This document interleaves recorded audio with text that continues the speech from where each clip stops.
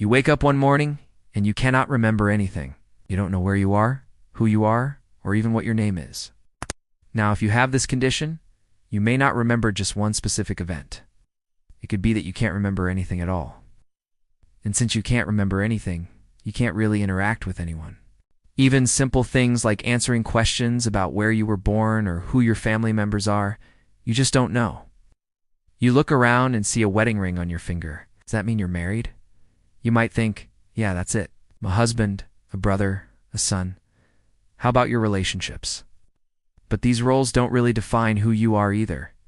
When we lose someone close to us, it can change who we are. After all, the word love comes from the Latin word amare, which means to love. To be loved by another person is to be connected to them in a way that goes beyond your physical form. These facts are stored in our brain, regardless of whether or not we've experienced them ourselves. In other words, you may not remember your past, but your brain contains knowledge about the world that you just know. But if you had no body, then you wouldn't be you at all. So it turns out that we're more than just our memories. Our memories define our identity, but they don't define our existence. And that says something about who you are. It means that you have someone who thinks of you when they see a certain song, a smell, a taste, a place, or a thing. This is called proprioception. Without it, you would not know where your body parts are in relation to each other or to other things in the world. And it turns out that this sense is just as important to our sense of self as our other senses. And that person adds meaning to your life. You're motivated by their love to be a better person. In situations like these, most people would say no. For example, you may be a loving father. But that doesn't tell me anything about what kind of person you are, does it? It doesn't tell me anything about your hobbies, what you like to eat, what motivates you or what you fear. You look at your phone and see a toothbrush with your name on it. Would you still be you? They'd say that without their loved ones, they'd cease to exist. Maybe that'll jog your memory. Nothing. You feel utterly alone in a world that seems strange and unfamiliar to you, like a newborn babe. Confused, scared, and totally alone, you have no idea how you got here or why. What would be left? Would you even be a person at all? According to neuroscience, you would probably still be a person, because it turns out that memories aren't everything. There are other things that contribute to our identity. This might sound like the plot of a movie, but this is actually a real phenomenon known as dissociative amnesia.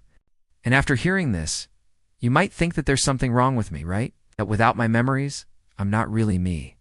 If you think about it, we identify people by their memories. We've learned that the brain stores our memories in different areas. But if every part of your brain was wiped clean, then the question becomes, what makes you you? Is it your experiences and the stories that you've accumulated over time? Or is there more to it than that? If you want to find someone, you look through old yearbooks, home videos, or social media posts. But those things don't really say anything about you.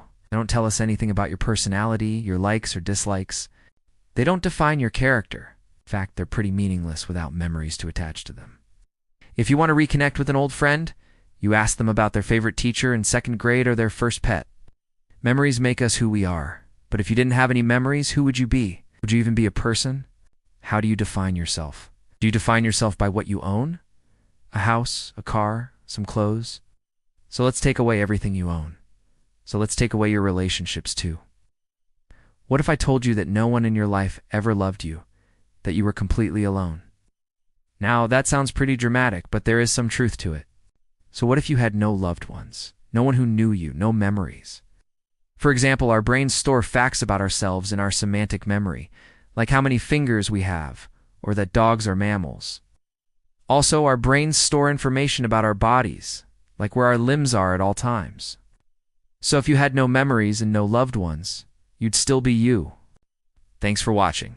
Like and subscribe for more content.